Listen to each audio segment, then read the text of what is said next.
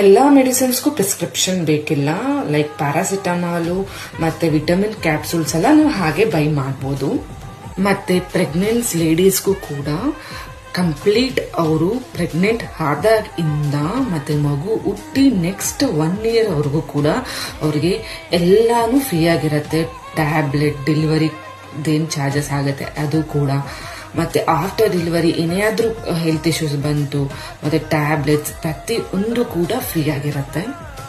ಮಗುಗೂ ಕೂಡ ವ್ಯಾಕ್ಸಿನೇಷನ್ ಮತ್ತೆ ಸಿರಪ್ಸ್ ಎಲ್ಲ ಪ್ರತಿಯೊಂದು ಕೂಡ ಫ್ರೀ ಇರುತ್ತೆ. ಮಗು ಜ್ವರ ಬಂತು ಅಂದ್ರೂ ಕೂಡ ಟ್ರೀಟ್ಮೆಂಟ್ ಫ್ರೀ, ಮೆಡಿಸಿನ್ಸ್ ಫ್ರೀ.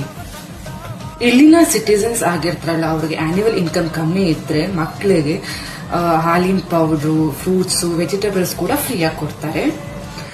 ನಂದು ಪ್ರೈವೇಟ್ ಸ್ಕೂಲಿನ ವಿಡಿಯೋ ಏನಿದೆ ಅದಕ್ಕೆ 40K ವ್ಯೂಸ್ ಬಂದಿದೆ. Thank you so much for your support. ಇನ್ನ ಯಾರು ನನ್ನ ಯೂಟ್ಯೂಬ್ ಚಾನಲ್ ನ ಸಬ್ಸ್ಕ್ರೈಬ್ ಮಾಡ್ಕೊಂಡಿಲ್ಲ ದಯವಿಟ್ಟು ಸಬ್ಸ್ಕ್ರೈಬ್ ಮಾಡ್ಕೊಳ್ಳಿ.